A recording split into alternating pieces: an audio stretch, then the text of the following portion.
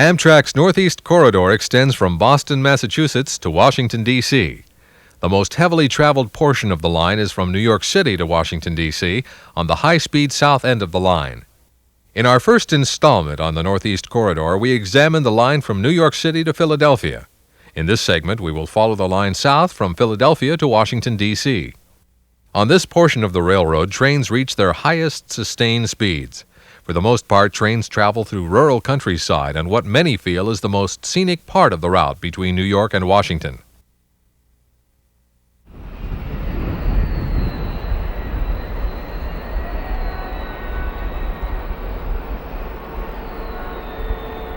We concluded our first segment on the Northeast Corridor with a sampling of the various passenger train activity in and out of Amtrak's 30th Street station in Philadelphia.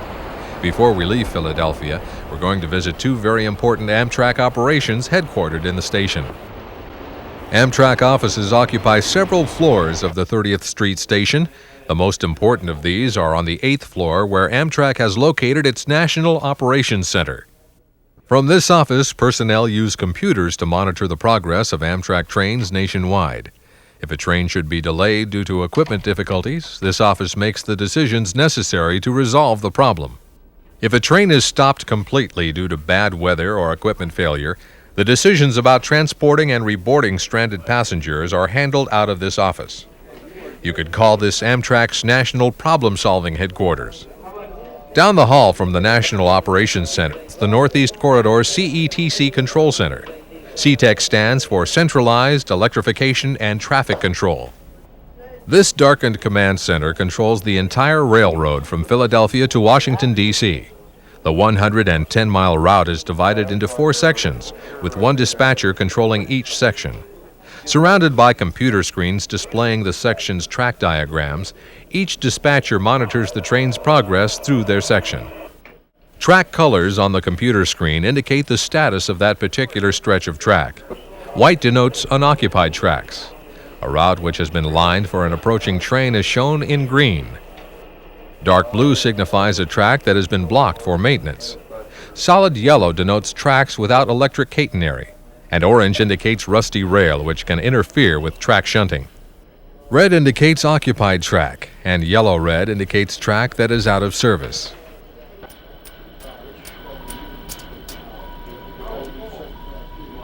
Uh-oh. I just lost buoy!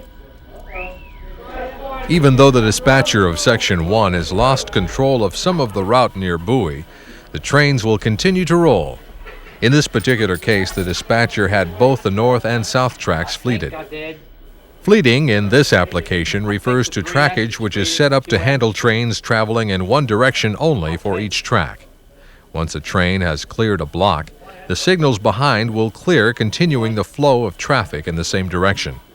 Basically, this is now an automatic block signaling system. Less than a minute later, the system is back up and functioning properly. Once again, the dispatcher has direct control over his entire section of the railroad. Each dispatcher has a communications control computer and 3 VDU touchscreens. The dispatcher can execute commands by touching the control screen monitors or by using the computer keyboard. The choice between VDU touchscreens and conventional computer keyboards offers the dispatchers great flexibility. Behind the 4 dispatchers are the first-level supervisors and assistant chief dispatchers.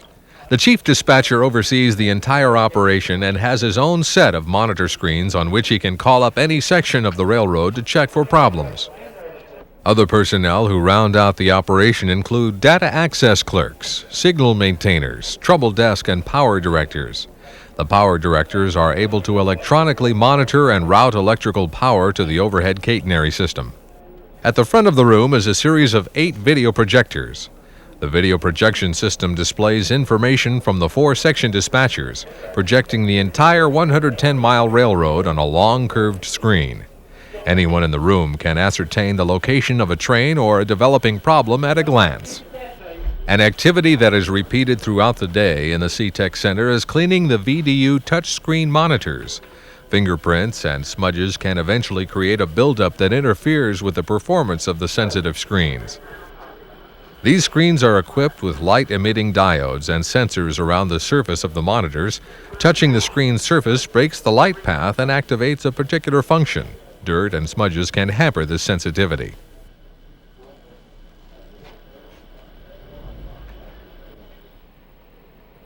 In a room off to the side of the CETC Center is a conventional CETC board. This board controls trains on the recently opened Philadelphia to Atlantic City line. This line is jointly owned and operated by Amtrak and New Jersey Transit. Amtrak operates 3 daily round-trip trains over the line, and NJ Transit schedules 32 daily trips. One unusual aspect of the Atlantic City line's operation is that the dispatcher controls a bridge near Atlantic City by remote control from the CETC board.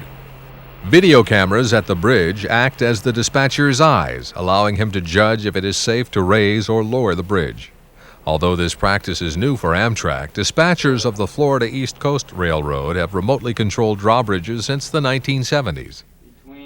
In another separate room are the dispatchers for the Philadelphia to New York City portion of the Northeast Corridor and the Harrisburg line.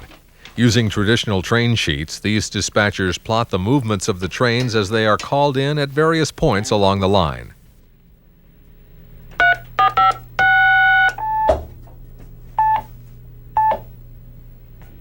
Two of the dispatchers handle the Northeast Corridor from North Philadelphia to the New Jersey Meadows just short of the twin portals entering New York City. Signaling on this segment of the line is controlled by automatic block signals.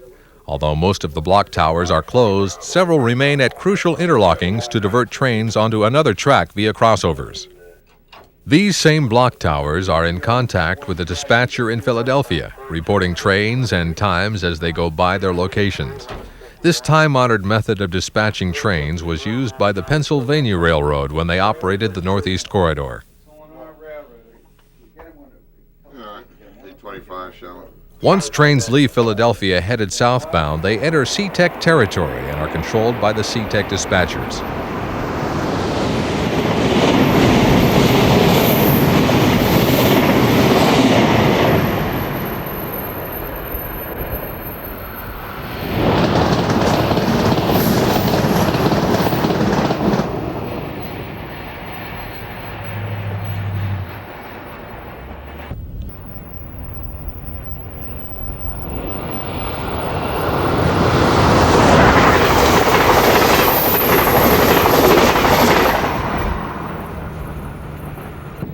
Amtrak trains do not stop at the Moore Prospect Park Station as SEPTA commuter trains do.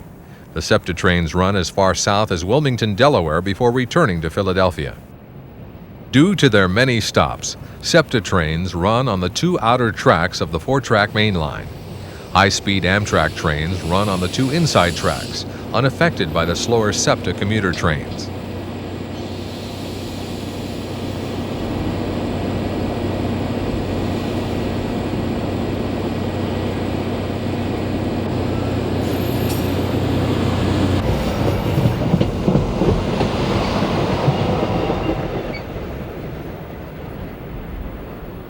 Eddystone is a suburb of Philadelphia. It's probably best remembered as the birthplace for many Baldwin steam and diesel locomotives.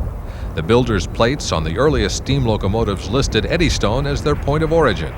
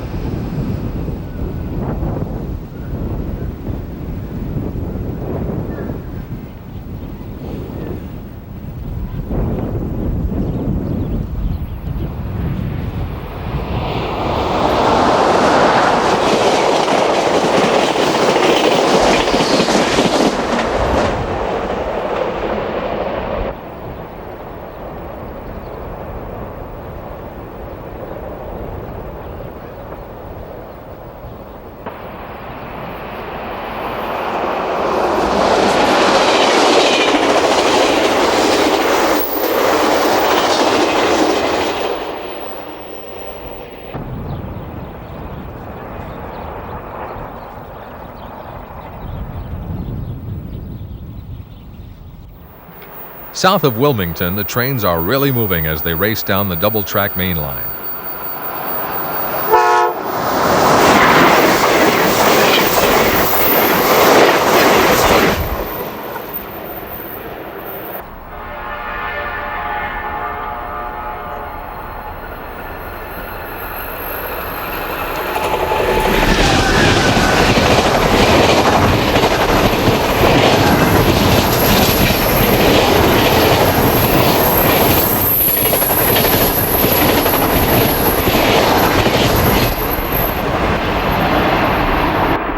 The westbound Crescent has an E60 for motive power tonight. The E60s were made by General Electric in the mid-1970s. These locomotives have 6,000 horsepower and are assigned to the heavier through trains that do not require the highest speeds.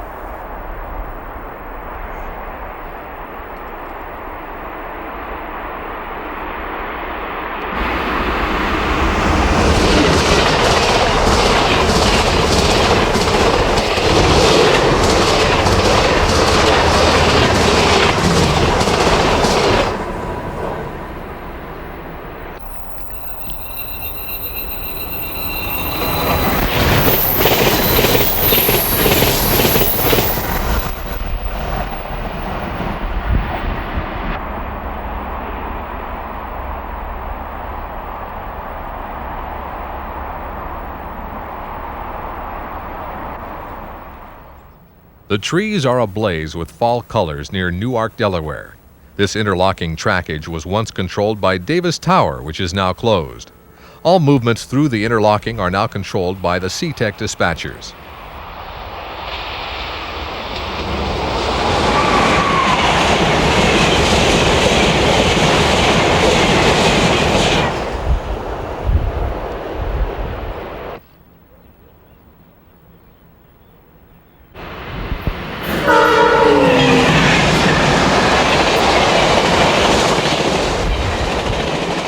There are two E60s in charge of train number 8292, the eastbound Silver Star.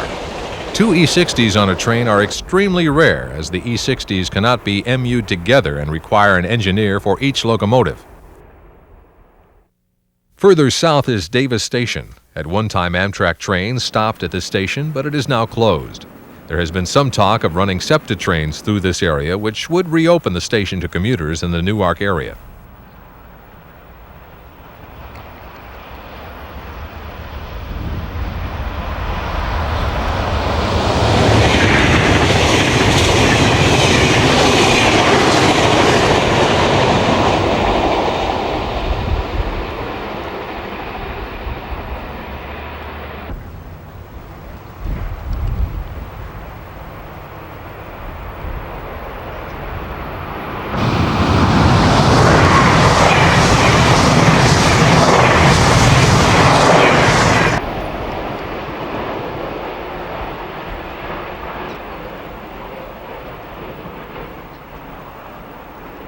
Conrail has a small yard near the Chrysler automobile plant in Newark. The few Conrail freights that use the Northeast Corridor run at night to avoid interfering with the operation of the high-speed passenger trains. The exceptions are the local freights that work some of the industries in daylight hours.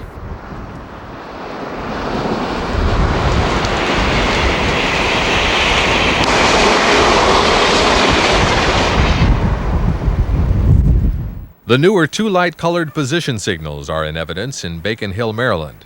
These are replacing the traditional three-light amber position signals installed by the Pennsylvania Railroad in the early 1930s. A Conrail local freight, the WPE D99, is working through Bacon Hill eastbound. This local works between Wilmington and Baltimore on a daily basis. Since there are no commuter trains that run through this area, the four-track main line can more easily accommodate an occasional local freight in the daytime.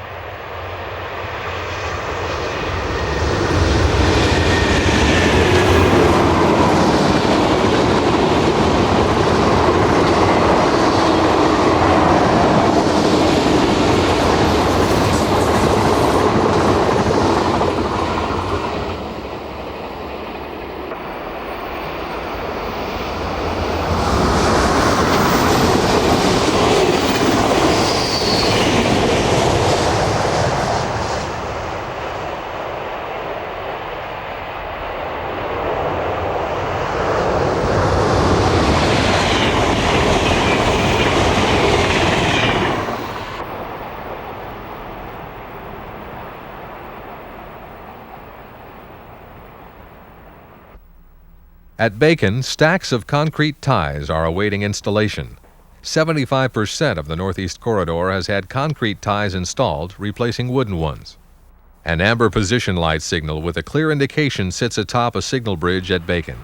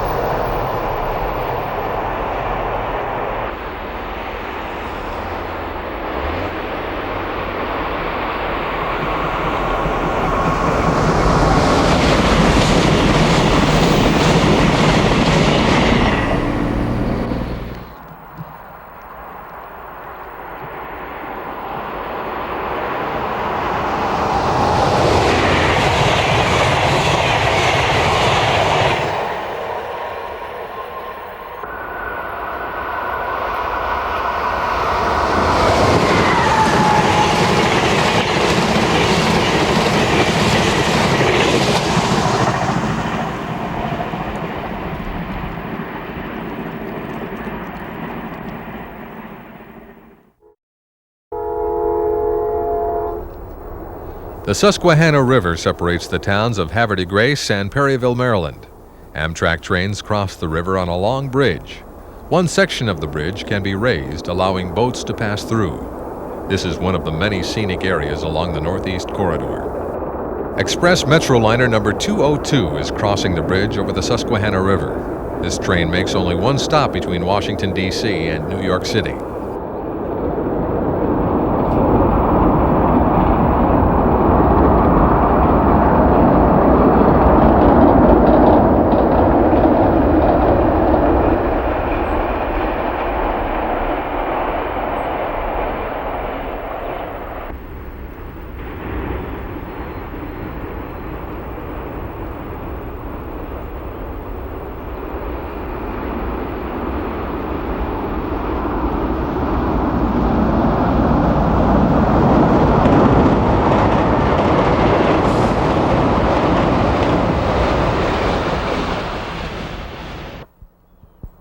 Barge traffic can regularly be seen plying this area of the peaceful Susquehanna River.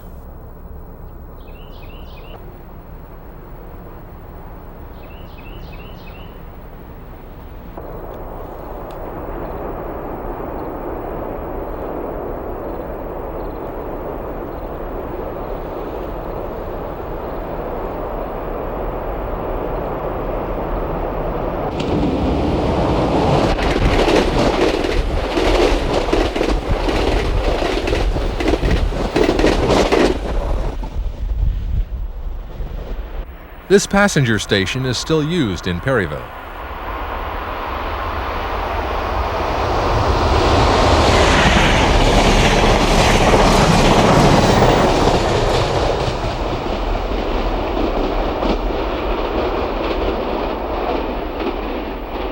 The depot at Perryville was recently refurbished.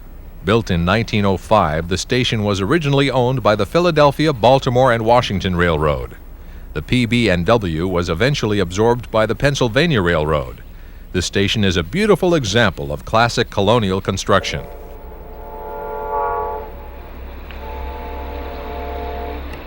Today, Maryland Rail Corporation, or MARC, commuter trains use the station. Perryville is the eastern terminus for MARC trains in the Northeast Corridor.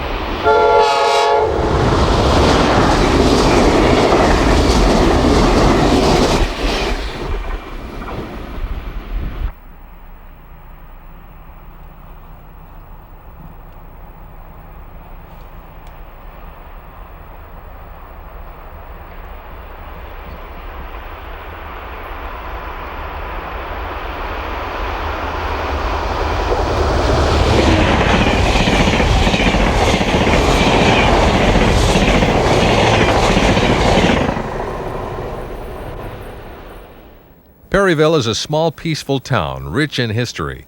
At one time, there was a small Pensy rail yard that ran east and west near the edge of the river.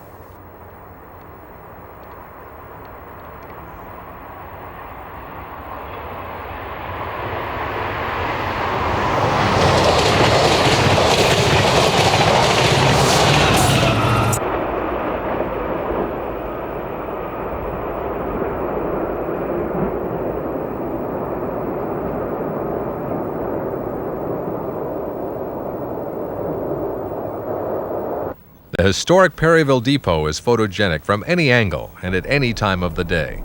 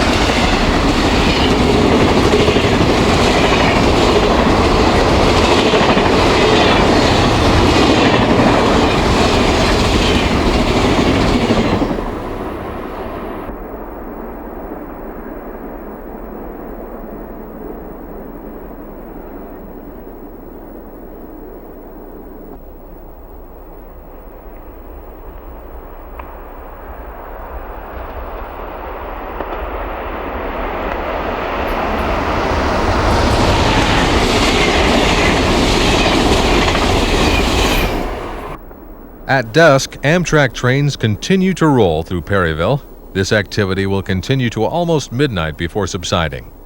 From midnight until dawn, only the mail train will roar past the station. At daybreak, the cycle will start all over again.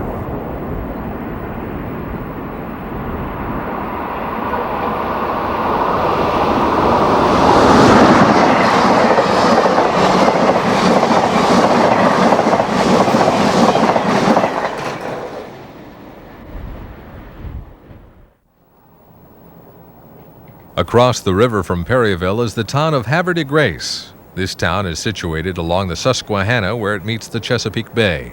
It has a rich nautical history. On this fall afternoon, residents are busy raking up fallen leaves. Amtrak and MARC trains race through this town without stopping.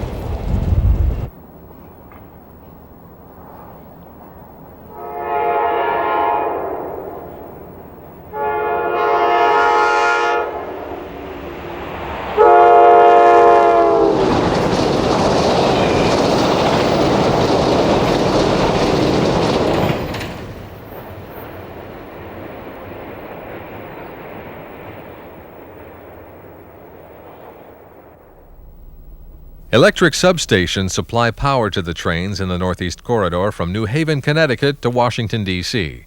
This substation is at Perryman, south of Aberdeen, Maryland.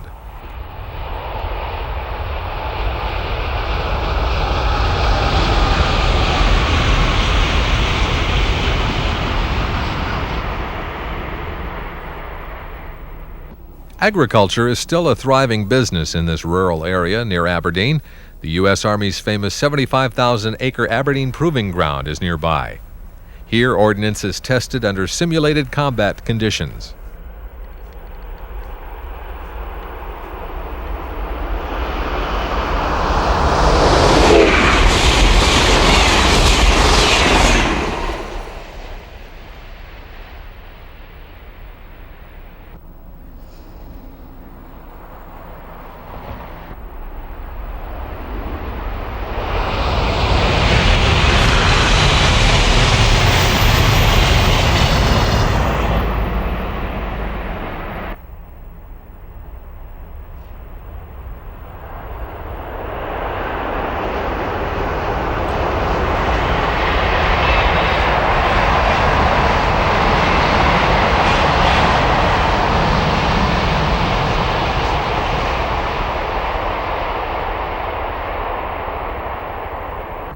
The Swedish-designed and American-built AEM-7 locomotives are the real speedsters in the Northeast Corridor.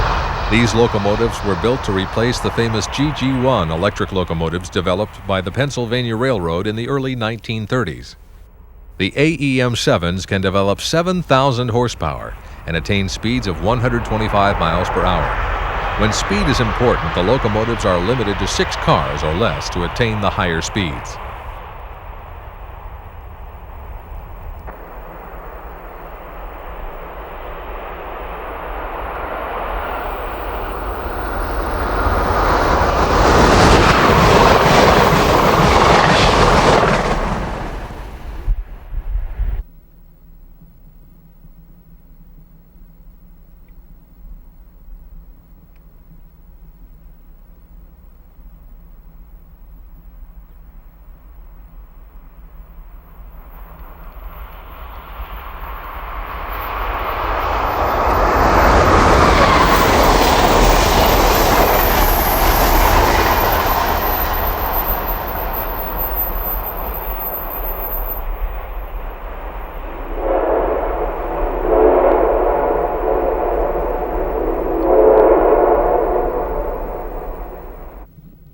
Amtrak's ongoing investment in a well-manicured right-of-way can be easily seen near milepost 71.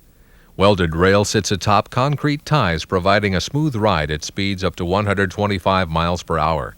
In this type of service, concrete ties easily outlast wooden ones.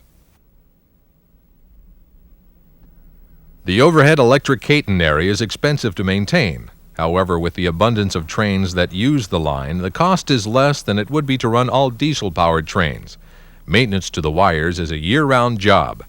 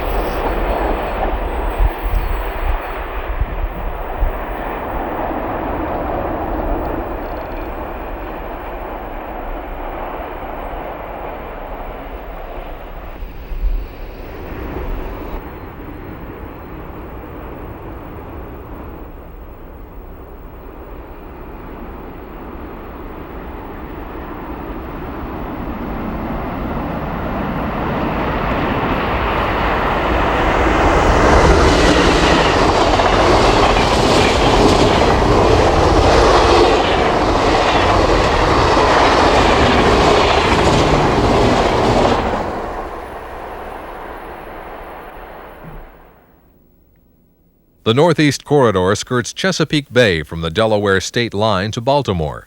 The Chesapeake Bay is an important economic factor to the state of Maryland. Recreation and fishing are the bay's biggest draws. The Chesapeake Bay has long been known for its highly prized blue crabs. These bay delicacies were once found in great abundance. In recent years, pollution in the bay has threatened the blue crab industry.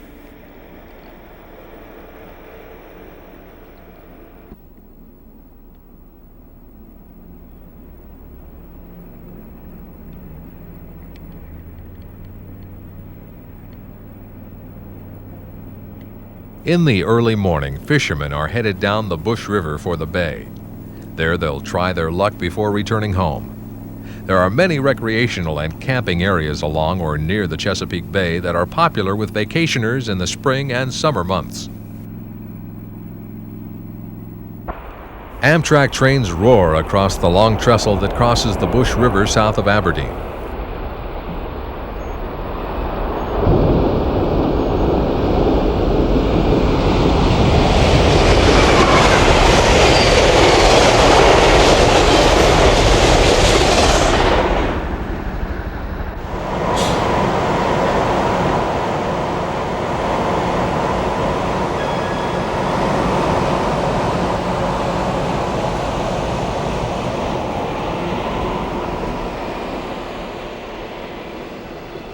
South of downtown Baltimore, near the Baltimore-Washington International Airport, is Amtrak's airport station. All MARC commuter trains stop here, as do some of the Amtrak trains.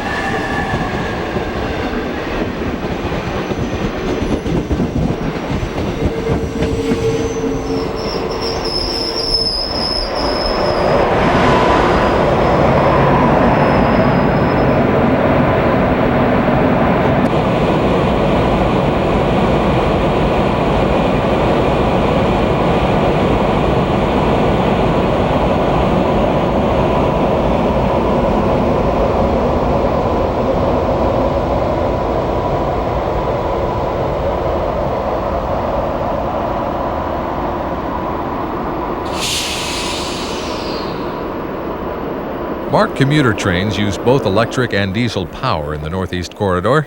This westbound push-pull train headed for Washington, D.C. has an AEM-7 electric locomotive pushing at the rear of the train.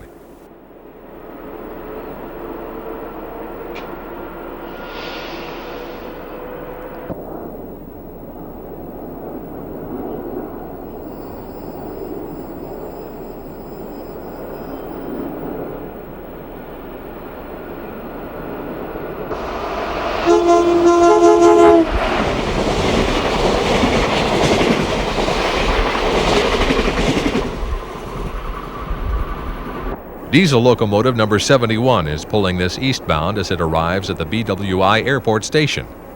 Number 71 is a GP39-H2 built by EMD.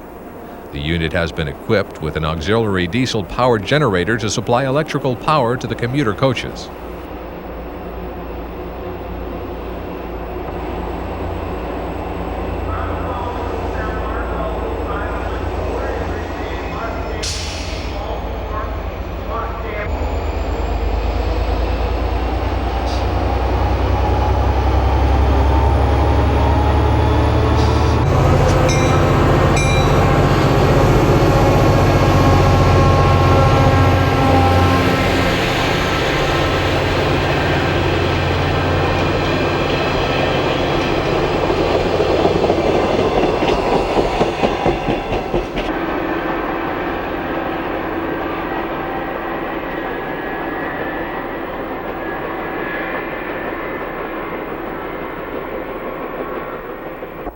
Markings for one of the last road crossings to be closed in the northeast corridor between New York and Washington can be found south of the BWI station.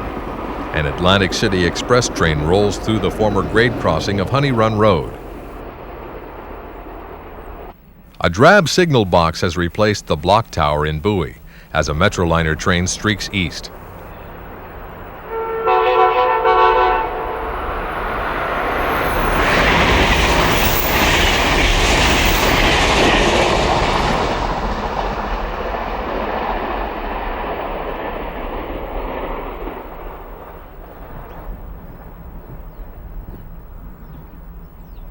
A MARC commuter train slips through a crossover to the outside rail at Bowie. This places the train on the proper rail for its next station stop up the line. The CETC Section 1 dispatcher controls this section of track.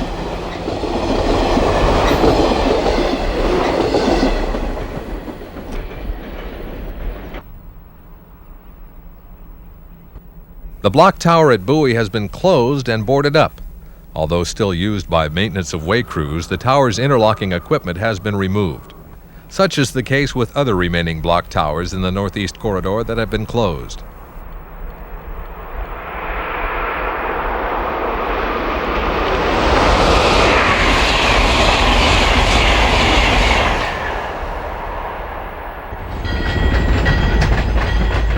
Washington, D.C. is an interesting terminal from which to watch northeast corridor trains.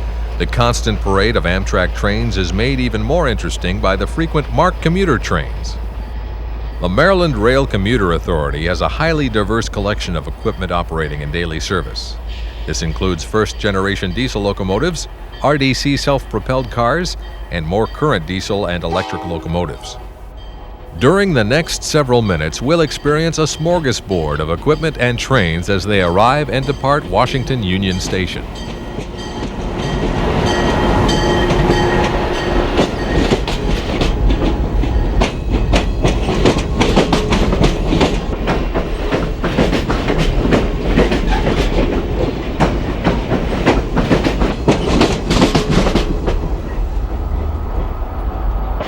Washington Metro trains race by the terminal area on their own tracks, adding to the train activity through this area. Amtrak number 583, a CF7, is one of the switch engines working the terminal this morning. This obviously is a former Santa Fe locomotive. Most of the MARC commuter trains are of the push-pull type, powered by diesel or electric locomotives.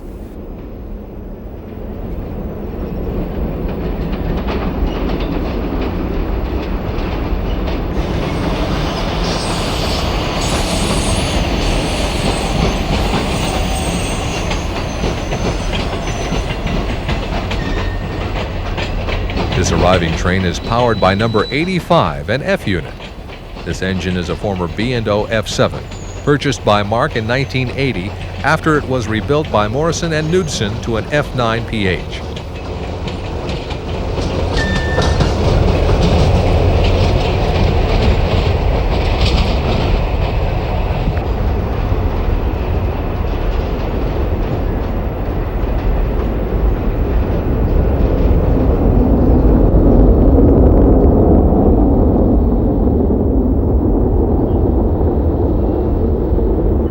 The mainstay of the MARC diesel fleet are the GP39-H2s, as exemplified by locomotive number 74. This engine, as with all of the diesel engines in the MARC fleet, is equipped with a separate diesel-powered generator to supply electricity to the passenger cars.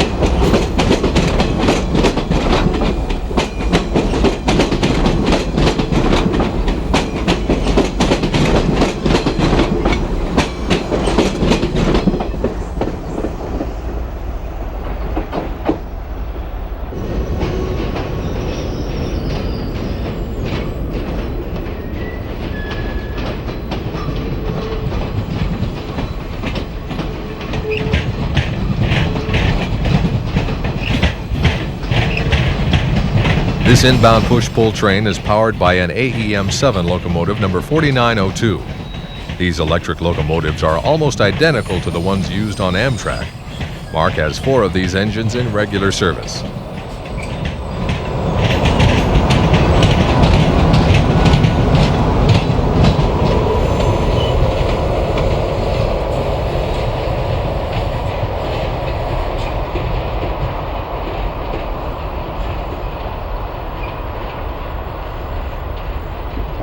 Another Amtrak CF7 number 582 is pulling a set of Amtrak equipment into the terminal area. This unit, like its sister engine we saw earlier, is of Santa Fe vintage, but has been repainted by Amtrak.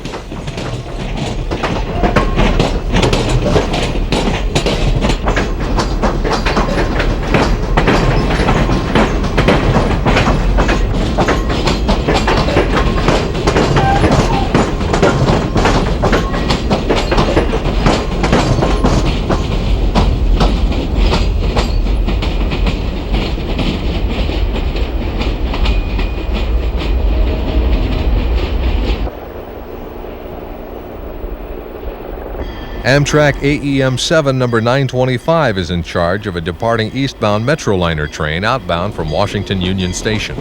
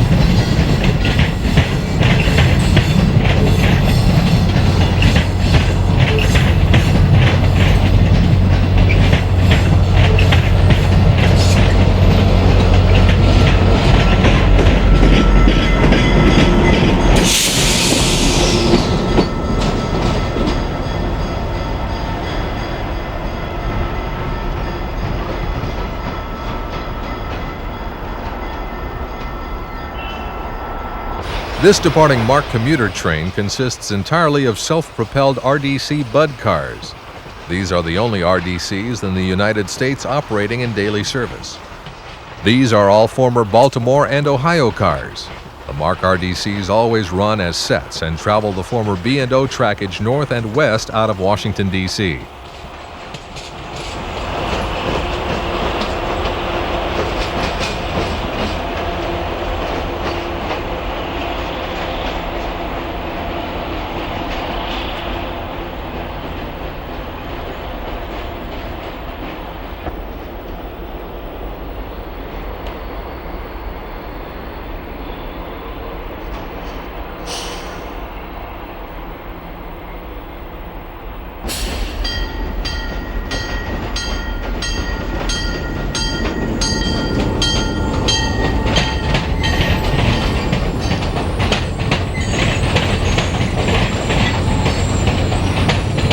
This arriving push-pull train is powered by ACPU unit number 7100 and chassis system GP40 number 6602. The ACPU unit is a former B&O F7 engine. This locomotive no longer has a prime mover, just an auxiliary generator for electrical power. This unit has to be used in the company of another engine. The CSX chassis engine is on short-term lease to MARC for use on the commuter trains.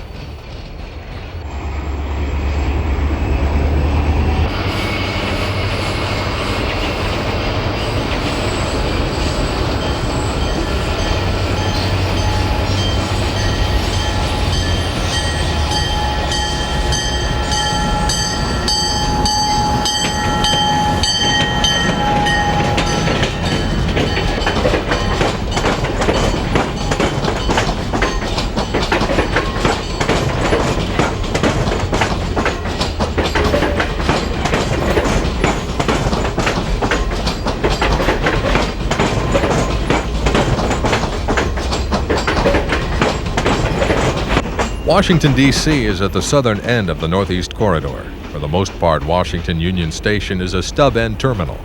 Long-distance trains continuing their journeys change to diesel power here. Arriving long-distance trains receive electric locomotives for the trip to New York City or New Haven, Connecticut, if they are bound for Boston.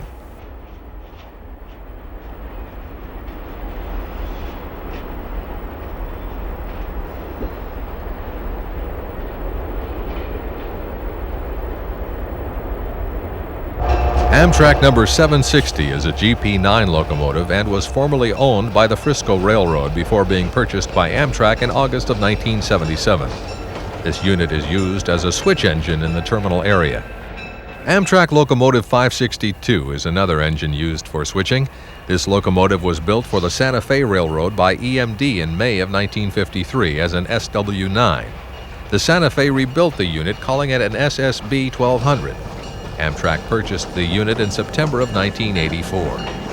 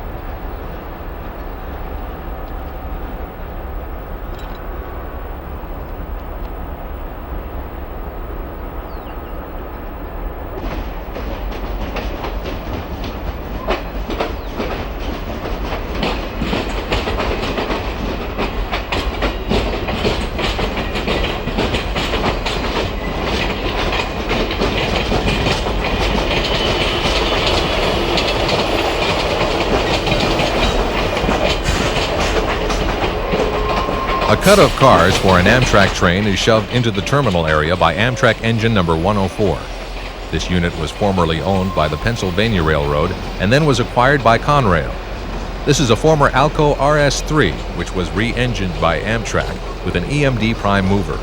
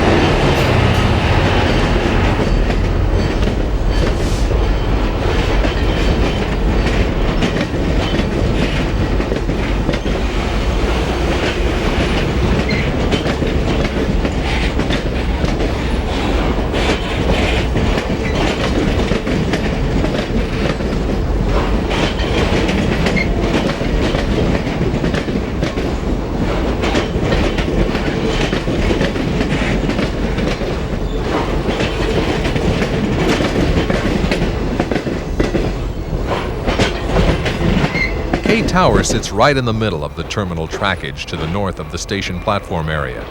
K Tower controls all the trackage in and out of the terminal. F40PH number 200 is in charge of an Atlantic City express train. These are the only trains in the Northeast Corridor that run with diesel power. These are push-pull trains that run to Atlantic City and back without changing power.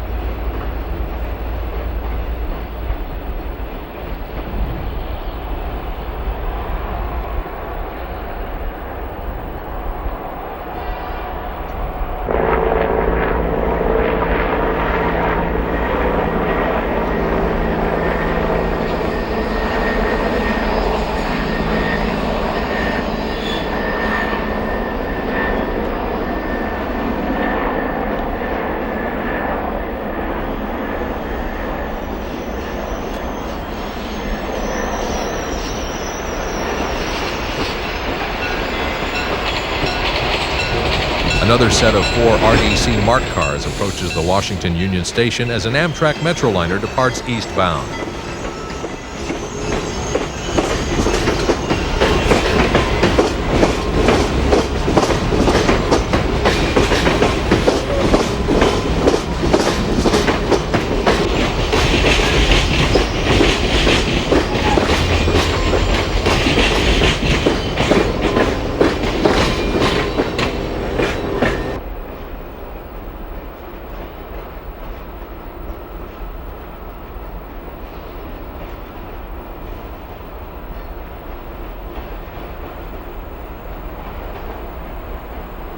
With all the arriving and departing trains and the switching moves, K Tower is a busy place.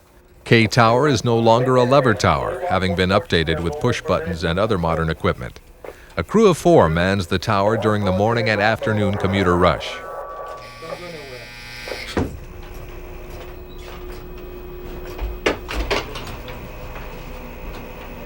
Roger, K-Tower. Yeah. 29 will go track 24, and then we'll ride 30 and 25. He's a little late today. Alrighty? Turn your traffic on QA.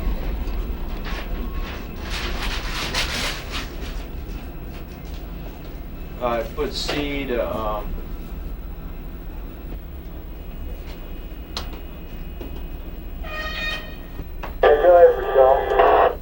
Hey, Marcus, Willis, I'll be on track 23 for these timber for the derail.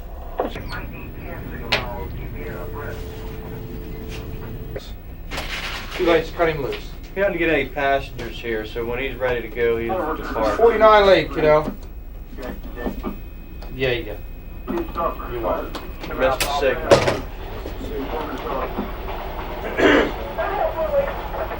Eight. Great, how about stuff? Not bad, looks like a good day. It really does. K-Tower Y18, Jimmy.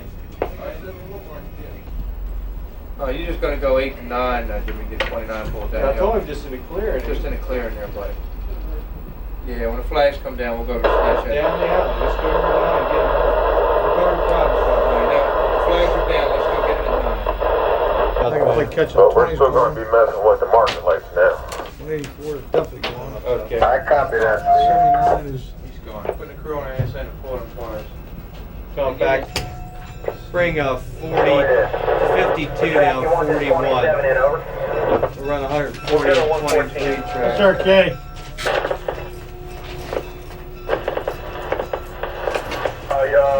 LS1 would be good. Oh, okay, yes, 100, right? 1039. All right, Let me see here. Oh, you're up. You making movies again? All right, I'll show you that. All right, I'll show you that. 1039. What do you? All right, thank Can you you. come down to the bottom? We're down to 9 track. Can't call you, Bernie. This phone Yeah, does man, not work. I'll walk out there. Randy, did you have to get 79's Weasel? Yeah.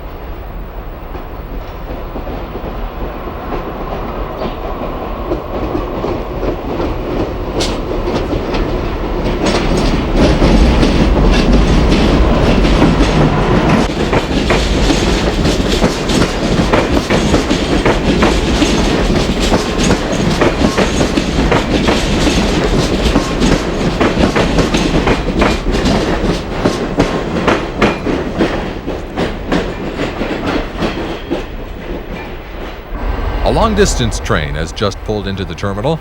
The 3 diesels at the head of the train will be exchanged for an electric locomotive before the train continues its journey.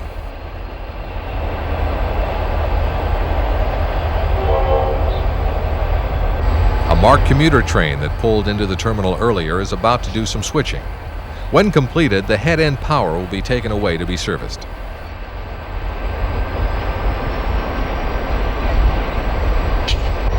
A chassis system GP40 number 6561 and F unit number 83 are being used for power.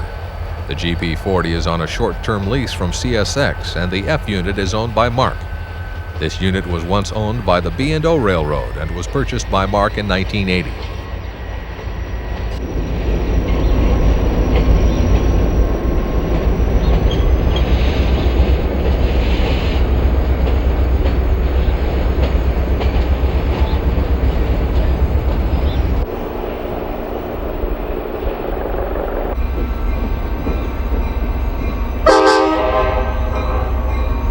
Amtrak F40PH number 337 is going to replace an electric unit that has brought in a long-distance train.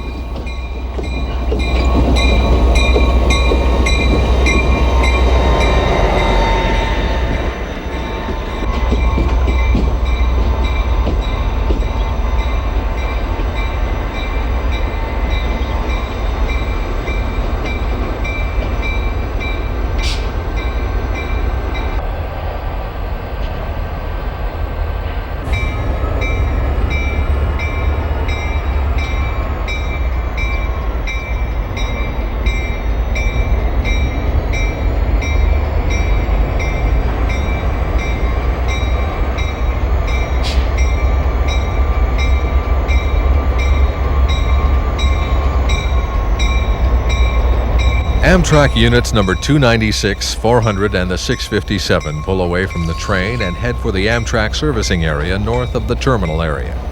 The first two units are Amtrak standard fare of F40PHs. The last unit is a GP40. This locomotive is being leased from Helm Leasing, who rebuilt the unit in Cleburne, Texas.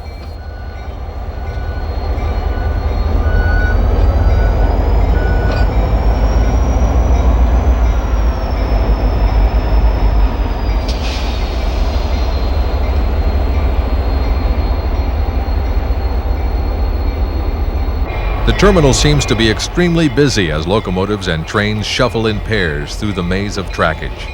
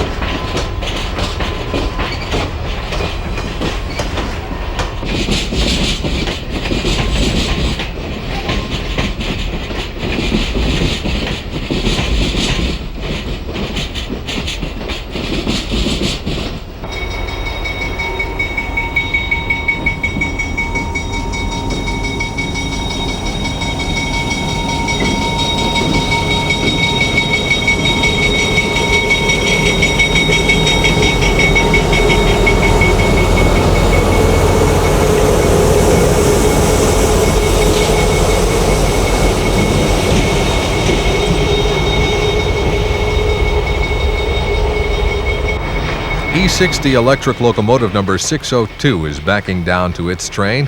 It will replace the 3 diesels that pulled the train into the station. This illustrates the tremendous tractive effort and pulling power that the E60s possess.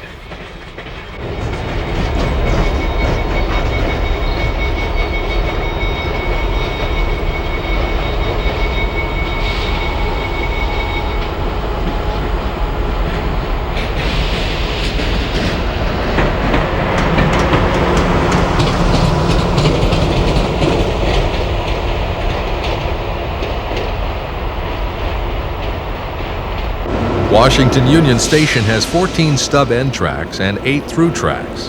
The through tracks are used by long-distance trains bound for Florida, Chicago, and other points. The newly refurbished Washington Union Station is now a centerpiece in the Washington transportation system. Union Station stands at Columbus Plaza at Delaware and Massachusetts Avenues in the heart of Washington, D.C. The Capitol building sits directly south of Union Station. Other Washington landmarks such as the White House and the Washington Monument are only minutes away.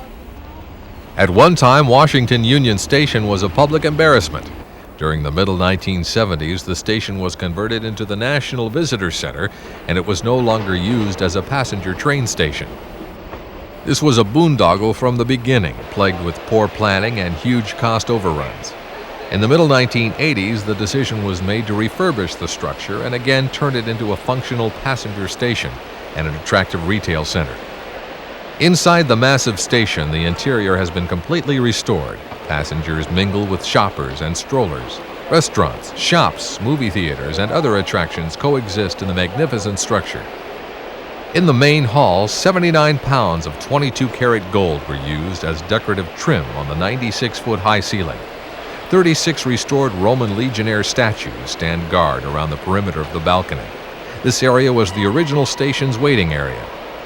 In the concourse area to the north of the main hall, retail stores and shops have replaced what was once the world's largest room. Amtrak has its main ticket counter on the main level.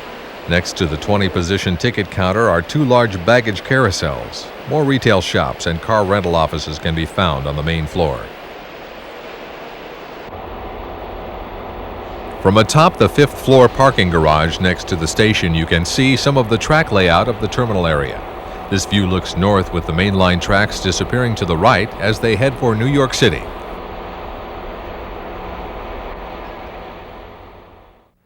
Let's travel back to Philadelphia to experience what very few people have ever experienced. We're going to ride in the cab of an AEM-7 locomotive as it speeds west, or geographically south towards Washington, D.C., at the head of a Metroliner train.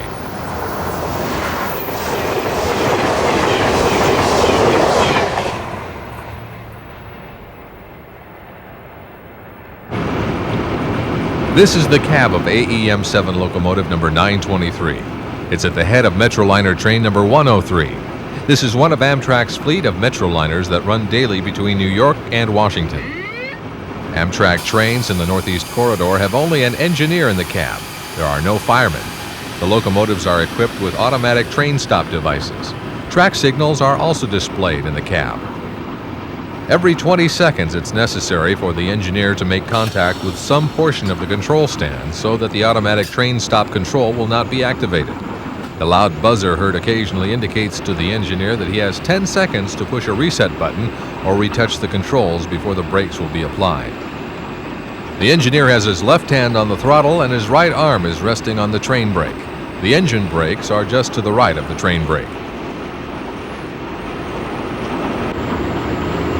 Amtrak CETC section 40213. Gonna turn you at Reagan.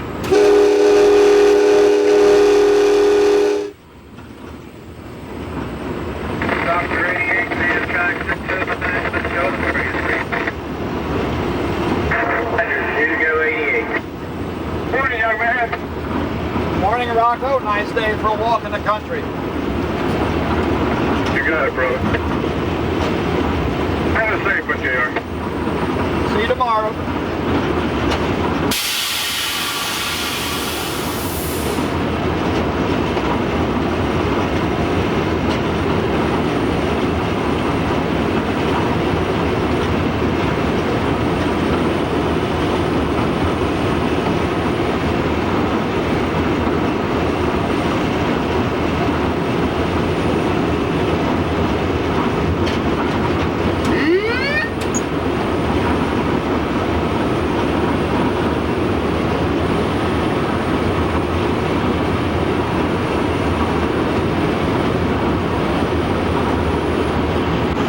This box monitors the power that is being supplied to the traction motors.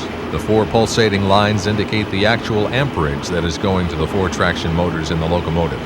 The 5th line to the extreme right indicates the line voltage available from the overhead catenary. Top speed for the Metroliners is 125 miles per hour. The AEM-7s can go faster but operate and ride nicely at this speed. Amtrak has spent a great deal of money installing concrete ties and welded rail in the Northeast Corridor to improve the ride.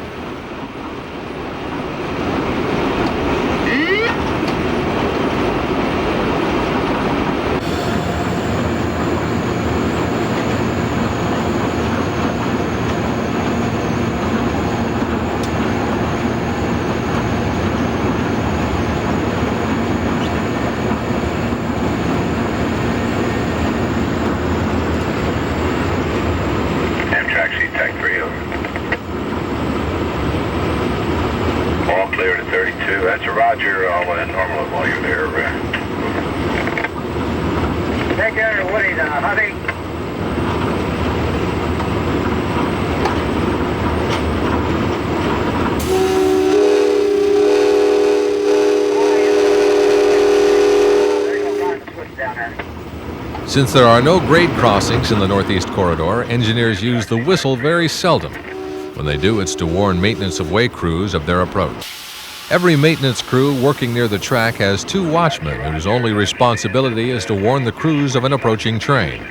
Engineers also blow their whistles when approaching bridges. Okay, got one noise. I'm coming to gun down there. Put me the next thing right along 2-1 here. There, 1 to 2 and 3.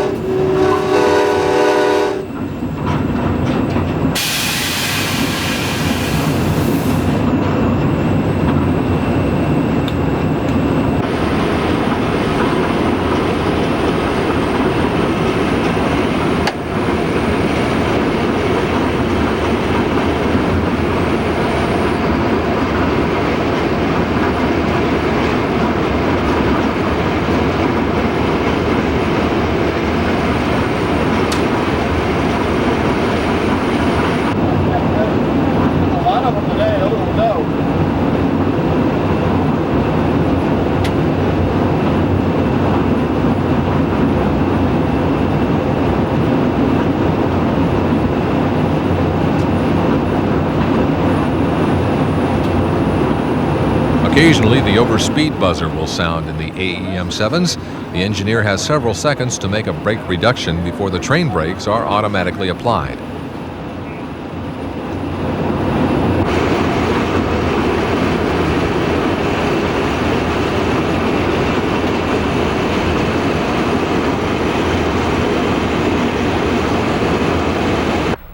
Trains traveling at 125 miles per hour can be deceptive. A pinpoint of light on the horizon can come thundering by in a matter of seconds in the Northeast Corridor.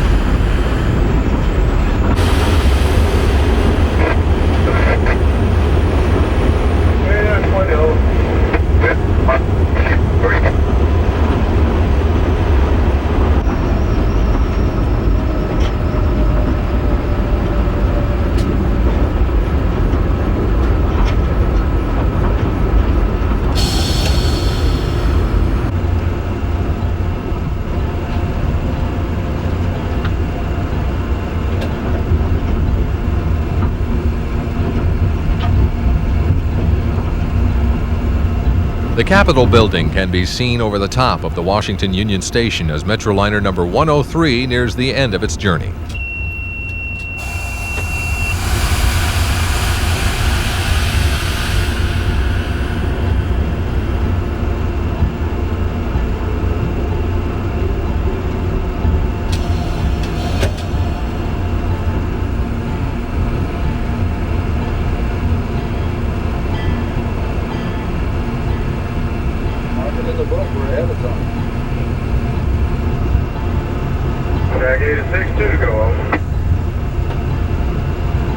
As it threads its way through the terminal trackage, the AEM-7 passes one of the MARC F units, number 84. This unit was once owned by the B&O Railroad.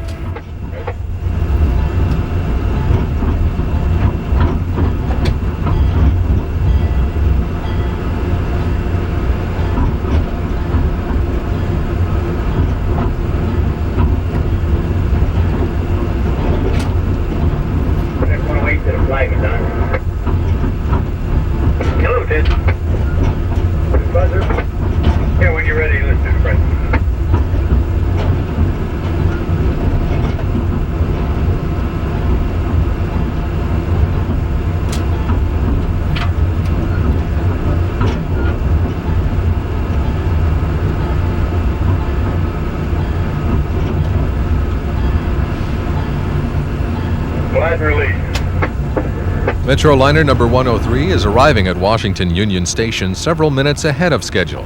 Amtrak attempts to run the Metroliner trains on time for the many business travelers who use the Metroliner service. The Northeast Corridor is Amtrak at its best. The Northeast Corridor represents the future in passenger train business. That future is frequent high-speed trains leaving large metropolitan centers at convenient times with on-time performance. Amtrak hopes to create similar corridors throughout the United States. This is already happening with Amtrak's San Diegan service in Southern California. Hello, Frank. It's no wonder that passenger train enthusiasts the nation over look to the Northeast Corridor as the model for all passenger train service.